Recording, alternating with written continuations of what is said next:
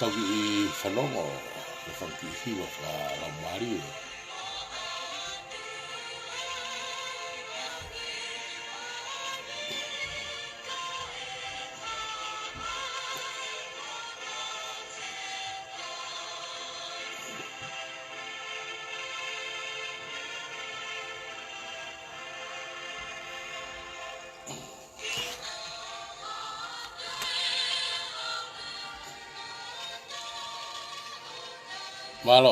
Malo. Os pegi faskoni tau ta ya ta ki por kalama.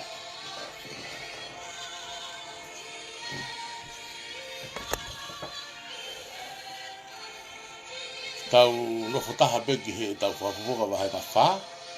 Mau inga bito le whanki tari whehu. E ngai umea bena au hake me tau ko osi lere mea mai ke rolotongani pa ko mau bito koni. Te lahe ange tau ilo mea koki ngoni. Hamu ki whakau loto ke ki whas whakaloto koe ni. Iwa.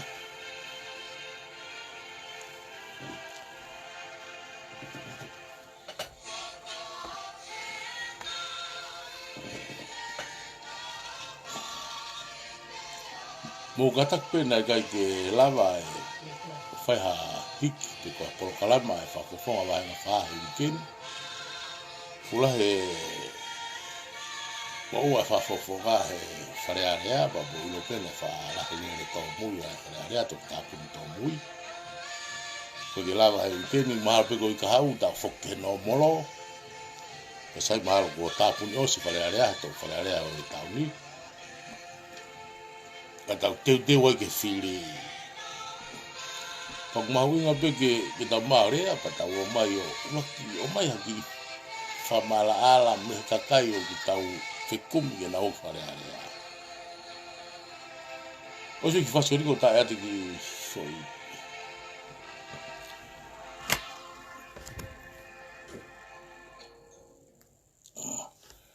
Malo, mo katak pe he ko lo pe fa motu ma pe fangi por kala ma ko di fa tatu ko nei fu ma pe nolo na ma finga ke ma fakakato ai nga fehu ke fa fofonga va nga fa ka matenda poluelu o matu nga pe nga i utu waki nga i ume na e tala nga i ma nga i ki mu atu pe kula he holo ta ka nga mo mea pe ku fa pe ke do tatu pe nga i upo kala ma ko na e tu tahat me mu ape ngai u fehu ka mata mai me malama go no mari ya mai ka ai lupe mo me amusnai agora mai ni fehu ya aku na fa ke fa funga ko me ape ku dai programa mai fuka se tita pa mo me tama to pui o de hanga fai kai pe to ku na i kai to ya afirma he pare mia amateni i tai mi gon na fotu ala ai pe a whaflau mai pequeno malolo. A mo mana tu ko tai me na aku itonga au. Na aku itonga na usi o tonu au na ka au he monu ia na aku alu he tangata pare mia i fiaf tu site. Pe ma flau frata mai. Na mo pare mia he apure lulu pe malolo pong i mal hang fulu. Ya taua septemba. Pau dau me au he mahina ko na si to tau tangata i pe tau mai ke funua.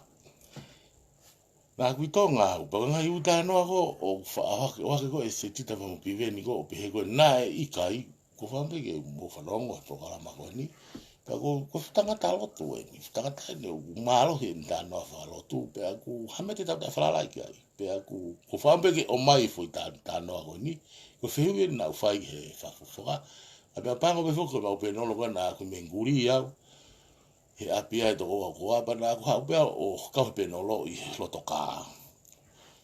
Ake, te uhanga o ta ia to ai programa ki tau whanongo pa skapa, pa mo whanongo ai pe skapa ai ki analyze o le kere ka pe aus.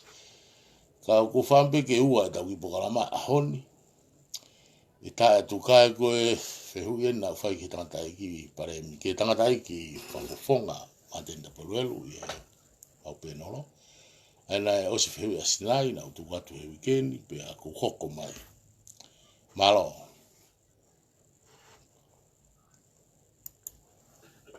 Malo a pita.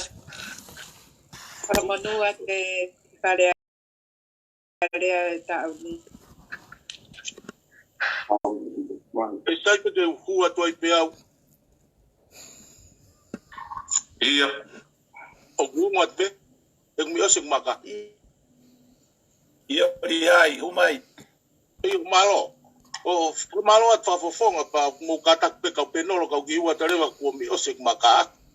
Ui ko yelo to ka pe ka ki he te kano no pe ku ki fewi ke fafofonga ka ko sima pe tari pe ma pe mai no ka ko fe ma pe ke ongo ke ka ufanongo mo ka kai ko na fakanga he ko tu ka we fo I fewi ko ni he e ka te ke ko ni o na te ke fenga ke asko ki he ke kakai e fafonga pa ko fa more at pe ke ki talano mai he na e ka we fo me ko ni he ngai proklama mai a piveni ba mo setita o tuaki o pe ko loi ai loto tangata ik pare mia ke fakafisi pe a to taha pe ko to ua pe te fa no no e fe wi pe a mo no to ua pe ko na fa no ton pe hele a piveni ya tu I ka kai to kolakia la I kai to fe ma we e pare mia pe ke aluange fare mahaki na asia I horea he o a po na aku I tonga he taimi ko ya pa na aku laivi pa na whanongo he lea whafo pa na ke pai o whaka I kai ia e piveni pa mo e kolope ai mea koe pe aku nau whaka alo poloma ko taimi ke lea ai o tā nau kata mo ne ka ko whaambe whafofonga ke I talanoa mai ai ke whanongo ka whanongo ke mo oni malo ko formalo atu I fe lelei apito ko ni e ai o faamu pe e ongo le ola ya te formatala te fai ko uruaki ko mo oni na e fie mau e pare mia ke malolo ko mo oni ko ni o ko hanga formatala atu o totonu ke ilo katoa ki ai whanau he ki mu a pato ki hao e pare mia ko api o whahoko maka te au na o si yongo mai a o mari na hau ia o tala mai ka te au pena ki I tape ko ai pe ko me mo ne ko na o whahoko maka te au o kuloto pare mia ke ki malolo whakahau ko e osi peni ai vote of no confidence pa ma to foki ma to ko osi ai ano dissolve pa ma to foki ko o pure anga pa ka ke fu hinga ka te au ai me ko ya fa ko mai ko o lo to ke fa fisi ya kono ina ka ke ha me a krisi la he mo wa o spe pa ta no pe pa pe o pe os o ho fare pe a ko ka trata ki pe no na tua kone hu mai pe I hoku api ya I me ye o ka ngai kia e al ko au o mo hanga me ai o I na ri pa ya o dia na I kai au pito ke fame ke asto kua kono inga ko father in law pau alo palahi kia na aku ilo hoku ngata anga mo ku kamata anga pe no fo hin ke mahino tuangi ke tau ataina ene fai fatongia ko tak na ni ia na o palahi kia na fu ofi apito na no fo na tokia kage ko wale ko wa ene foi aspe mai pehen one me mai pehen ko wana ko peito matangu fai makai men fo hoko mata teo maten ko au o fe malo lo me ngau ko fe unga ki ngau ako ko na tau te foki pure anga tau mau to lahi pe ke mo hoko atua ngau atua ngau ko fe unga ene pe mai leva alumua o kumi mai a fonga whakalao te taulawa i o whai ngā ue ko ia. Ka pau te whakafisiko o whewhe hono fonga, hono kautang esai, ngue ka te au ko alu. E o tonga o Minister Polisi, na ko alu rewa ui a tengseni are, ke o ofisi, o matala no ai kautang leo ku super confidential whakamatala ko ni. Na whakawange, o whemao he pare mia ia ke whakafisi. Hanga mua o whakafou mai a founga ma si tepu e fou ai o ka pau e whakahoko mea ko ia. A rurewa e atenseni a reko a pemene ia a minas ke fua whatu mai e pepa. Mo e founga o na whakahoko e ngā ue. Ko e whakatotolo lahi na whahetam si. O maau mai e ngā ue o mai in writing o tohi. Pea o alurewa o ave pepa ko ia ke a Crispo hiwa. Pea o tāna. Ko e whare ien e atenseni a reko. Ke fonga na ke fia mau e oanga rewa kia. Waha taimi e kohanga oange ki ai meu kao whakarongo kai peke u toi whanongo au ia pe a taranoa. Longo ia. Pe au ilo o si ai ni i u kolosi ke mou mea i ka inga pa mouhanga lau e whakailonga taimi. Ske pe ten o hakakai o nga maa ngā umo mautoru pe nau foki pe a hu hawhanki kakai kehe liliu e anga e na whakaukau. Lango os pakapeki u takakai u tokanga au kia. Na a pehe o kou fie tek ke whakafisi tangata eki. Ka mouhanga mea i o kuia i o kuia nau interest ke pare mia ke mate. Ko tuki wata na e filia me tu. Ko e aho pe whakafisi ko a krisi. Ko ne are ana kona api. It is in his interest ke pare mia pe a krisi. Ta hoko atu e ne minister. Aia, ko uhinga ia, o tala atu ai, ko mea mo onien, na e osi ilo kia ia whanau ia. Nā kai kia, ko hai ia hataha e lava o tu o aluat ke tangata eiki, e hiri tau e tau ene ngā ue, pe lolotonga ene taki e pure anga, o huai ki loto koe pare mia, e aluato tala atu. Whawhisko e. Who would have the audacity to do that?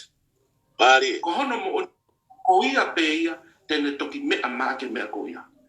Ko mea mo o nien, o ko talatu.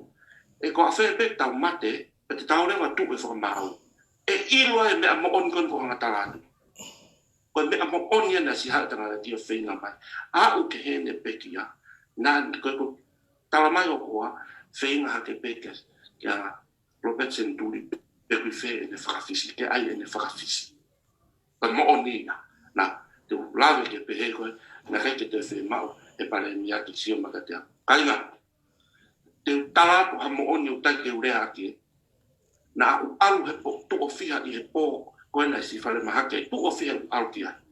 Pe koe taimi u ala koe ki ai ene kei sai pena i whare mahake. O kua pe ki roto, o koe wheke ni ihi ai. O na unofo pe fuku na topa o ila na tula piveni, tak mo piveni. Roto pe habe mea ku ilo e pare mi a, ke ilo ki ai. Ko kua tu nau iai ko pehe. I want everybody out. I need to brief the Prime Minister on a national security issue. Everyone out, please. Au ka toto. Kau hanga brief e pare mia whekau aki. Mo ngā past whakamui whekau mo whaitau o nā tapu. Na e mau ai e u mea tau. Ta tau tofu pe moia o ngāwea ke kau polisi. U mea tau pe ko kumanguna ngāwea ke kau polisi e taimi ko ia. Mea tau pea o toko mai e ni iko e ni. Hango e M4 pa tau koe au ngāwe ki koe. Hen kanu pe ko ngā ka pos, koe mea nau alo brief e pare mia. Si sio, kono uhinga koe nau loto ki ai, ke o ato ha mea positivi. Pe o whakahoko nai. Ia e taki e kau marunga i e whaitoko na tapu o spuke. E tangia ingoa. Ke ki aha mea positivi o whahoko atu ki ai. Iaska he pēo ha, ne whia mau peke sio kia te au. Nau koe pōkoe ki mua pato ki ave, nau alu matui, ma henu whanau ke iki. Ma whetongi pe mo kua ki whare maha ki aluia no whao. Hauia ai. Ko wau ke hewa ia. E koe pōkoe ni, tā mai o kua me i whare maha. o fe ma te sio mai ki te au ko fa ngingo to hingi na to fok mai pe me ya ta mai ke te sio mai ko au mo misisika ke ma alwangi ki e fa ho ko ne ki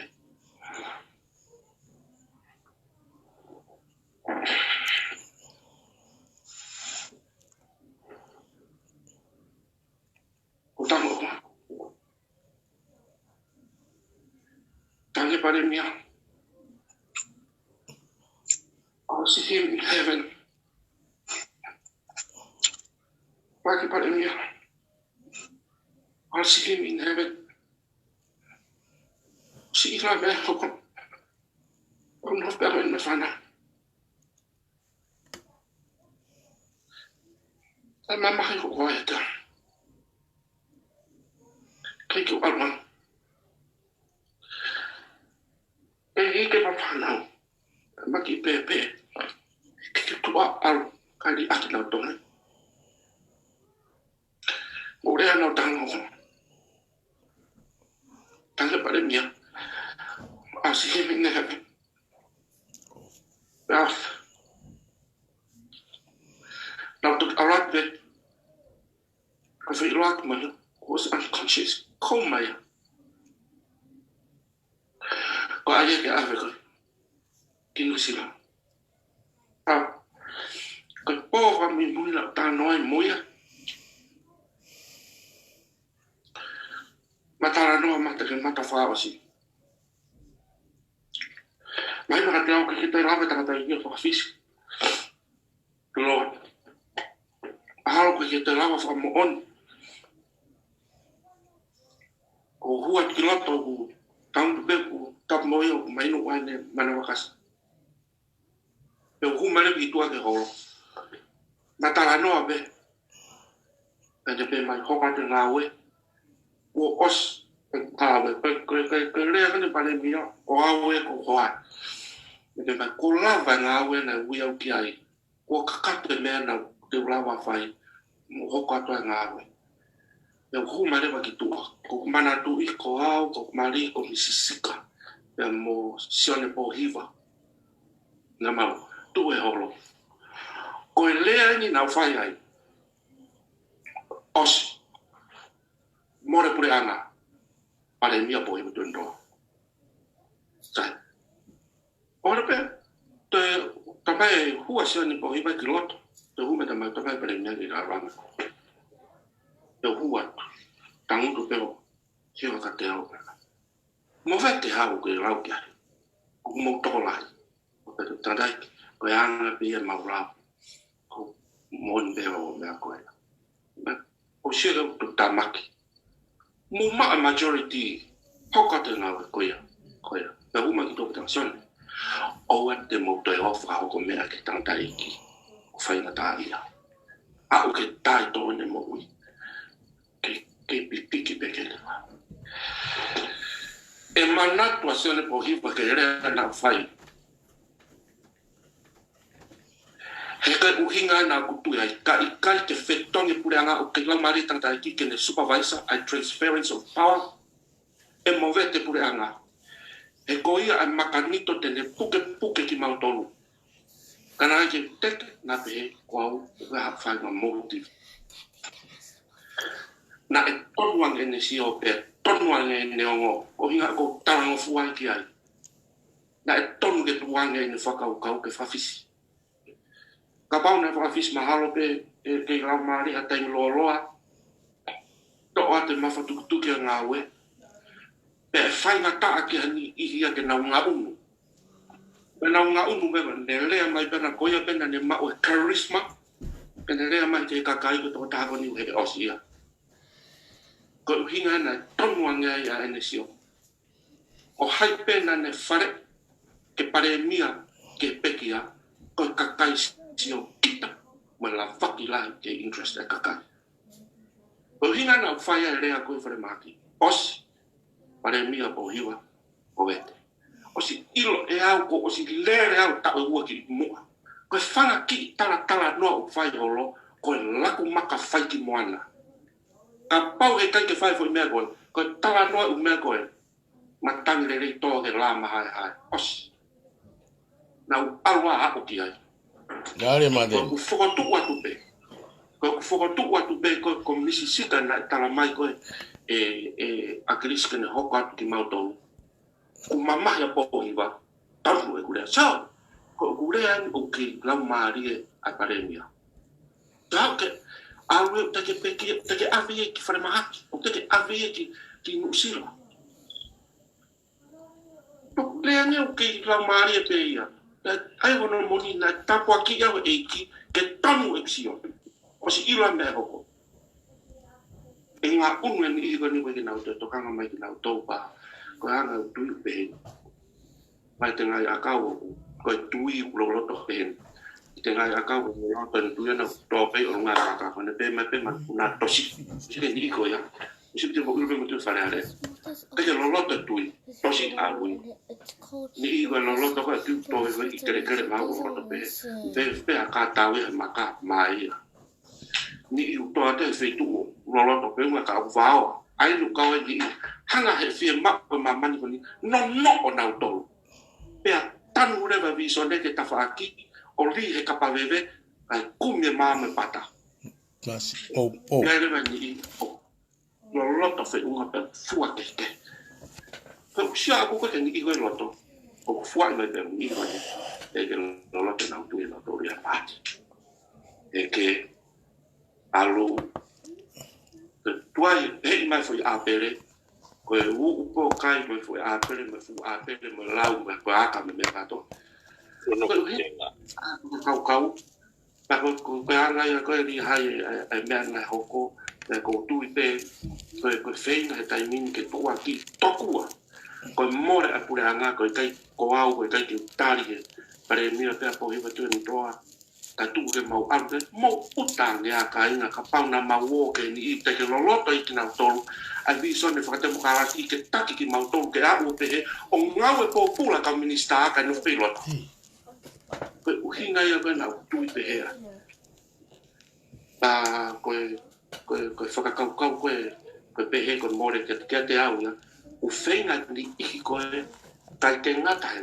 na tono no kai te tare tono no ko na finga ke ti frek ki tu ke as ke te ke tu ki tu to ku he ke ira ka kai na mo ko me mo ni ta pe me i ko ni u la happy na fi poto ki ta ke na ma ta ta ki ka ke tu wan ai fa poto o ene i lo ma ne ta ke ne taki na ki ma to kana womi ke fie kau ki pai ta kai holo ke fitia ke nau interest na to ai ni be ku ha di na to o na fa ke si sia spo iba malo abito fa fonga ko mal ala abito fa mal ala ba ko fa be ta kai o ki fa pipi ke pe ki ai ula ki na kai ngore fa ha ere mai ko pare mia ko ki sa yone na o sire ma buna i na malo ko fa are at pe ka ba de mo fa fe wana na mo fa matala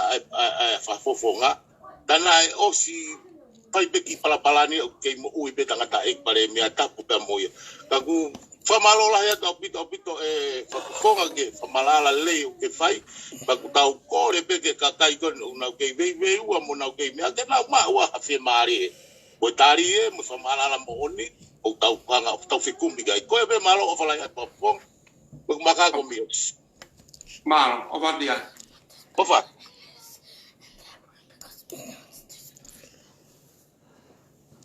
Mago ke te ta pe fangi feu ke ta no pe topi ke ta pe ma pe ko pong ko fa mari ko ta to ki ba ko ko mai ko lo pe pe ka pan na feu pan of ngai feu ba nga pa ko pan of ko to ta hai a gu he va henga ko ni o fa fonga pe i kai hala ni nga si o ana ko no va henga ke te fo me ke po ni ko na aku feu ye ke fa fonga pe o sanga pe ke fa fonga na ka wa to ta na wanga o feu i ke fa fonga ma tu ko tau fekumi pau ke tau pa ko fa fonga ko ke Facebook ai ka na fa feu i pe ngai me ko ni ui ko fima pe ke ilo mo oni ko tokanga ke na fatala no fa fonga i ne foi por kalama ki mua ne talano ai na ki he loto ko tangata ki ne mo na talano mai he ni ka mala ala ku fampe ki tamai mai no ko loto pe tangata ki pe aku asi pe ia I he ene whaka amu ke malolo ko hai e kakai mo ki whahinga na nau toi hua lau te pire na tolu o whamalohi o whenga I ke ua whakawhisi pare mea te watau tari peka I toi hala ia pa ko ilo ea ko utari a ko ningo tari mo onia piveni tui wata kau bai misasi ula ki pe ko ilo tui wata ko whakawhisi pe pare mea ko nei tua ia automatic pe nei tua ana mole le vai me na ki a hima tui wata ki heni pa whanongo mawarari iai pe mo pepe pe mo Tomasi o whanoa pe mo vivo sa na aku whakawhia vivo sa ki hau ka pini ke mapapaki uai ula ki nai mea na whimau ke uwhehu iki ai pe kai lava kana tuk fitu tak me ke olang kapawain kolo ala tau os papaki uia pa ola tu ki ai na usmau mea pena kai ke te whaik whehu ia ko whehu ko na whimau ea ua me mea na whehu iai ko au me whafufonga ka kolat fo ko ia tu I ba mo me ape ai pas le foi me ai kala aku ilo whakapapa wai mahal whanongo a pepe ai whanongo a vanikolo ai ko rea ina whae tui pe ai pe avo sai na e lahi e me ai na ane rea ki ena whamu ki whakako pena e loto pe ke tui ke pare mia pa ko whatuloa ke pare mia he ku hoko taimia koe na hoko ke sea koe oi pare mia oi whanua ku si tauri ke reka mama pa te whangau ke ni tomo hamba ke ni mama ki fula he mea whao ke ni whakau kau ke kaha oi whanua hua te whanki ngata koe ni mo huhu kona pana erea ki pe tu fuia ka komunista aia ia te au whanongo a warari whanongo a pepe, whanongo a vanikolo hele ako. Aia ko tangata tu ia na ngutu malo, pe oh malo. Ka te whuki mai au ke poini ngoni ko tāno at koe ki ai. Ko tupunga anga koe, ka pana e whakawhise pare mia. I ene alu ke whafufonga, pena as whanongo, pe ko tui ko whanongo pe whanau ia ai. Mea pango pe ko ka lava ke aspa, ko itu mai whanau, ki he ke papurika, o whamatala mai nana o siro pena tole loto o tangata iki ke whawhisi. Uraki na si o tangata iki ia ke kahau.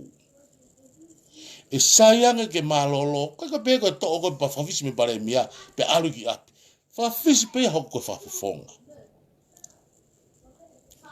Kane siofi ne ka whawhufonga, na whawhufonga heke, hena e whakaukau pe pare mia, e hoko e nofo me o nofo me hoko whafufonga kene ke puke e ka whafufonga ko ni na e heke ke kau no pere o more preanga ma pe mo silo pena mana tu le na ere a whafufonga na e te kai ke au ki ap tata sias o wha hoko ap ki ai he kai whawhisi pare mi ai mo sio ake keri mai a luo o kaka mo fiba mo fai siasi fai piveni fai tu wata pa ku fie maga kaya ka ke laktu me pato he na to e poto na to luia ulak na ko le rei pe na poto kana ka to e foki mai o fie ma uia ke na hulo wifi ki na to ka ke os mahina foi ta fakia ko ia pa ko tu ia o ku loto moni ke fa fonga ko ni mate ne kai loto a piveni kai ke loto a tui he ka whakawhise a pare mi ai ni pe mea mahina rewa ka ngai upoate koe na se ai a piveni more automatic pene more tui wata ka ne minister na ui mai mi tua mei he tua whare koe ne whakawhise pare mea alu koe mea na ke na loto ke whakawhise pare mea ui ko fumo mona koe na nau mau ka whoki mai au ia ke uki whamala ala tu he ko o feina e whafunga koe ni ulaki whenga mamahi i koe ia te au koe a visione ke whakakato o kai to tahania he falala piste te au ki ai ko ninga ilea ko to ape o ni hangia hulu mai ai mama e kuhanga o mui mai ai tekeli liu na fai a krisi mei he valungo futupu E kage, te whuku mai e ki tāno aku ki ngā i tuku ki i koe ni. Me nā aku i tonga tonu, he taimi koe na e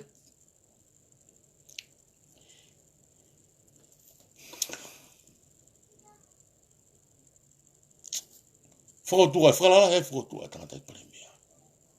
Tu si te pure lulu whakapuna mai tangata i ki Nusilani. Ko i tonga aku ya. Nā aku alo i whare mahaki.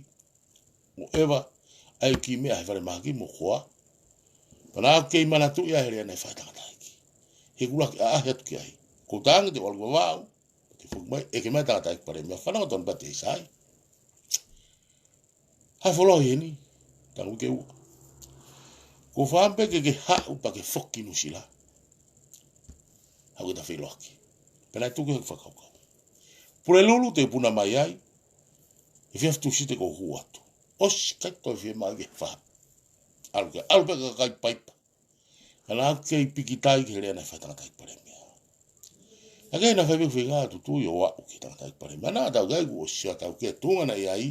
Ki te whimaki whahawa asi. Na kei kuia mea. Kame pena whaam ki ai. Ke omi ki Nusilani. Nā aku hau ai moi ki i pepa nā aku pāki. Lolo tonga tukutuku lau mea tangata i pare mea. Ki neskine haiki. Pe mosio ake. Ka kia pivenia. Tua kea loi polokalama mo se tita. O loi na e ikai mea. Lolo tonga ai Amerika pe ko Hawaii a pivenia taimua. To klosi ma pivenia ki Nusilani. He malolo tangata i pare mea. O to kauna whahaere ange. Ma uwaka taha mai me pare mea he pure lulu. Ko rea goni ko whawhaya pe. Hau he waka he tokona Nusilani. A puna mea ta pakau whatama to mo teisa mo. Whiloaki i malai waka puna. Whiloaki mo siasi mo ana mo. No mari as nusi i malai waka puna. Pe au whulau mai au hau waka taha mai matolo mo teisa. Ana aku talanga teisa. A mea hau ke tangata iki. Pongi pongi. Ko whaambeko mau pe whanau ke ako ko olato. Kage, lo tonga tiliwa whanau ko tanga ko atago poaki. Ndo ke ako minusila toki mei tonga. Poaki koe tatoki mea pako e mawhai waha mai ko iaku tatangi i telefoni ko freni ako. Tama kata, ei, ko hame aku hoko ko whanau sio ku mahalo tangata iki. Bea ni mahalo ka hae. Pusile ka kiwa. Hei vi whanau ngau ke lea ko ia. Tutana ko di mo, a fifo iki. Kaki vi whanau ngau ke pe mai ko mahalo tangata iki. Utanga kai kake tu iau ki ai. Kake na hau na aku whenga ka po oi kake mau. Pe au whenga ki tonga mo koa, tung ma arisa. O mahino ka te au ke laine hongo fulu, pong pong, aka hawa marota. Na aku tangi he loki koe ni. E tae loto ke hike pare mea. E usio atu o kei ma mafa tuki tuki wila he ono. Mo whakafoke whiri ke whiri whakalukufua. He koe rea ea nga ne whai pe alu ki tonga. Pe hau si malolo. Na aku whanongo tonu, i he tapai mohenga na tau tatangata i pare mea. Whaamu mai auri hai. Kua tari whilae ono, ave ke tu i, pato whamone hutu emu. I mahinu pasi atu mi kakai. Pea whakafoke whiri whakalukufua ka malolo. Kanane ha e whiri ako ni. Pea kau whakatulou pe au ke kau whafufonga kutoa. Ko rea aini na e whai me tangata i pare mea rea ai au pa whilau ene mamahi o tau whonua. Malo mo. E na kai ke unau peanga na whai kui whehui ke pare mea pa te whai matanoa. Sai ke no whai pe ko hen. Katak pe to ure aki. He ko ure aki he ko maulo toa mea ko ia. Peko e ni ulko algo ki tonga ku sio mai e. Ala tu. La, he mea ke whakaukau i whenga mo whakoutua au ko sio ke whonua mo i mea. Ale rea mai aki pe. Au ka ke fulo ko whalala ko i kua whufonga. Na au tari pe ke utoka kai matapa. Foi huinga na huinga ki ai tāna tata. Hiwa noa miliona o whamoni mai me whamautangi. Na hala. No ave ko pāngai ai whunua. Pāngai na mai ke ekonomika mo whakalakala kai whunua. Kai ha asia e tui waka no. Pamwhire te vere. E tari pe ka whafufonga ke utoki a kai matapana toki Mea ni waki na lan toki whailo atu. Ai ake pēmea ko whailo eo. Malo mo pelongo. Pena ea sikoni hongo fulu ni kilongo ko ia. Pane pehe ma rewa ka te au.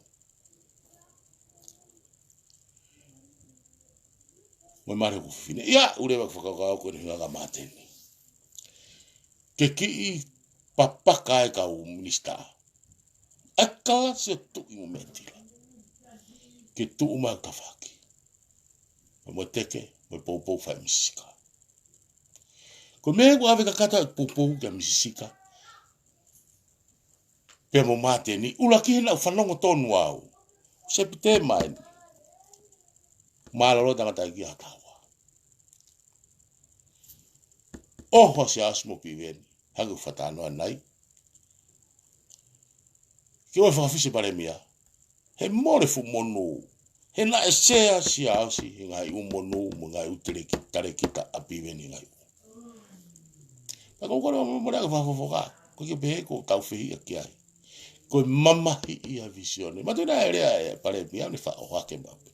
Se hangi mawai maha ka ngā whanonga. Kona hoe. I haku mawai mo visione. Pe aku tonu ke tō mama whakata tō kau popo.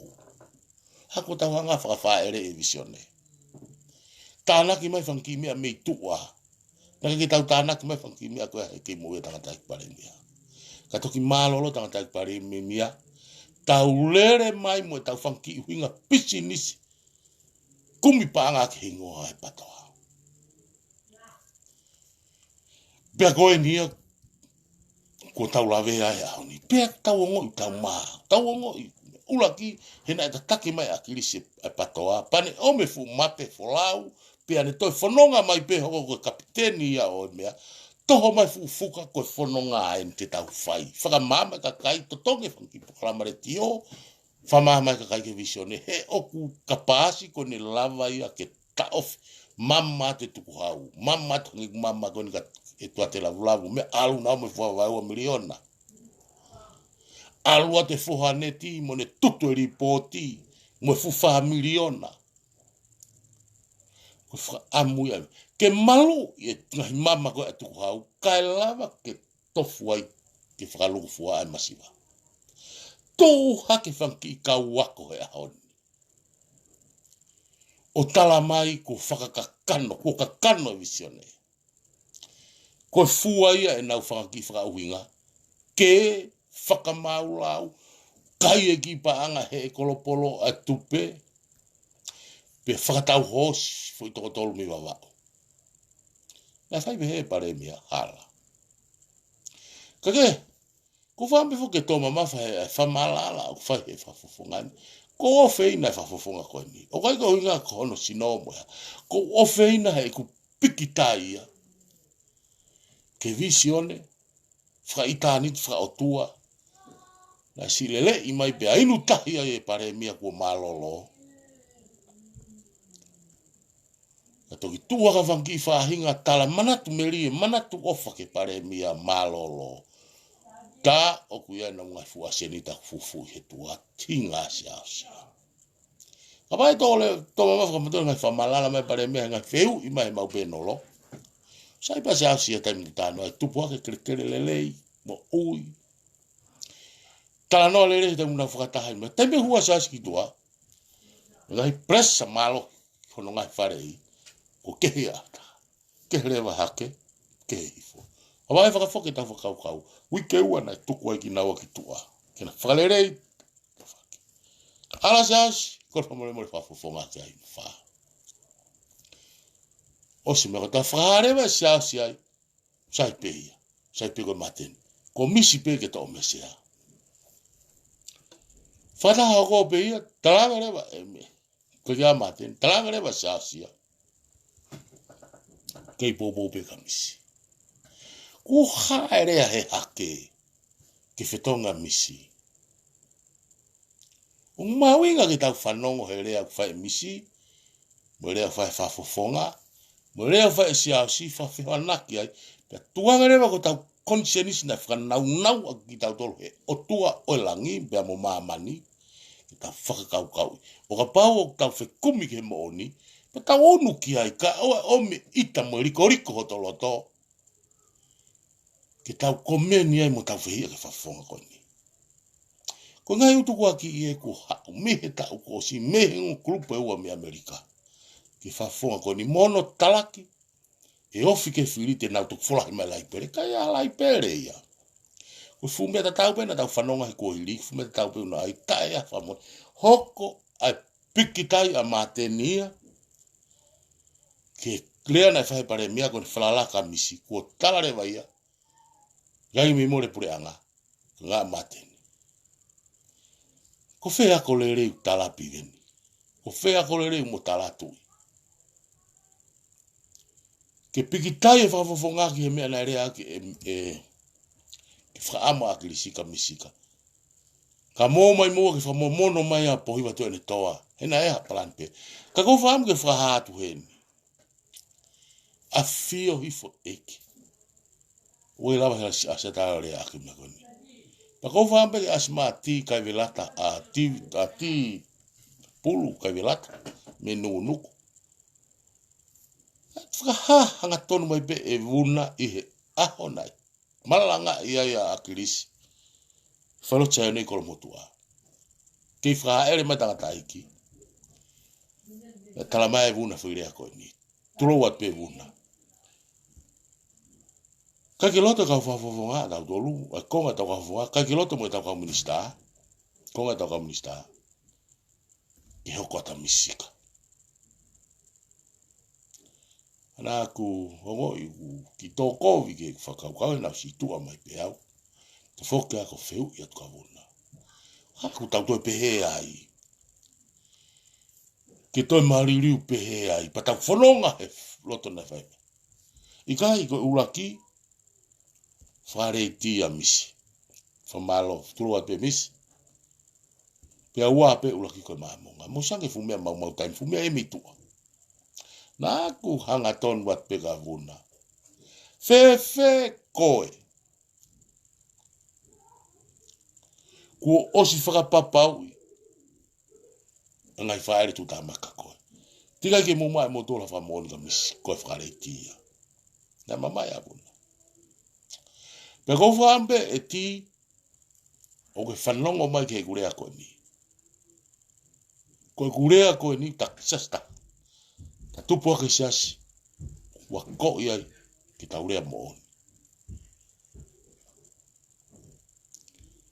Asi mai ke haf. O mai pe uloi urea koe ni. Pea kou whakaamu. Pea kou whakaamu.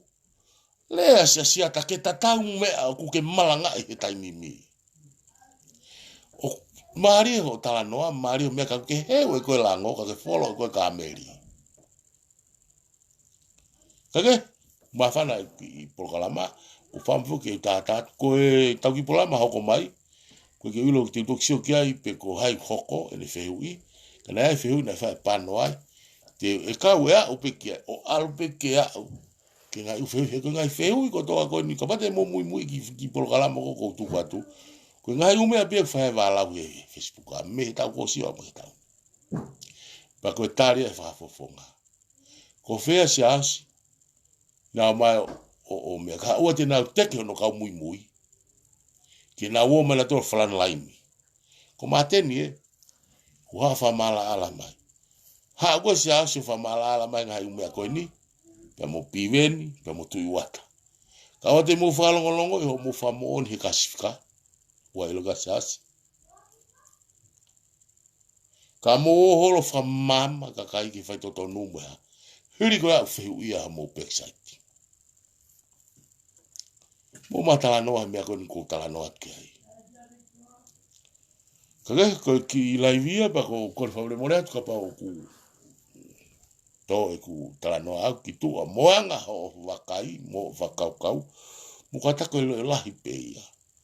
Koe loe lahi pe koe ke uitau kata, koe ke tau whi au kata. Koe mate aki i pe nia mea kou tui ki ai. Pa kou tui au ia hala ka pe mata kou he me visione.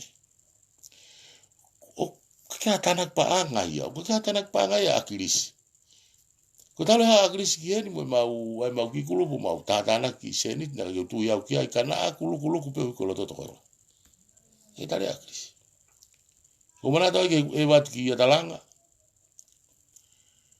Ma e watu ki ai ko la ki ai ko ta ko be mo na huat ko ki ai ko aklispe. Pe mo po oi. Mo huanga nesi.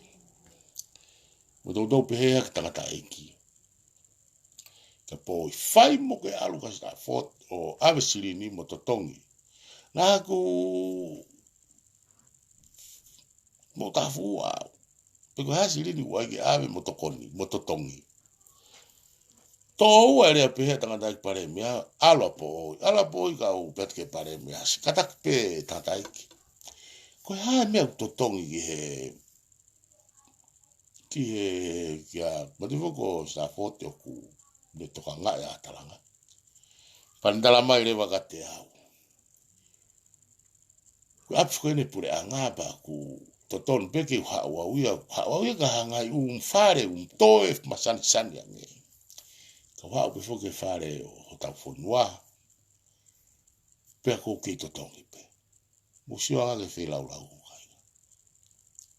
La ku longo au o puno halu le mata e ma o tangata.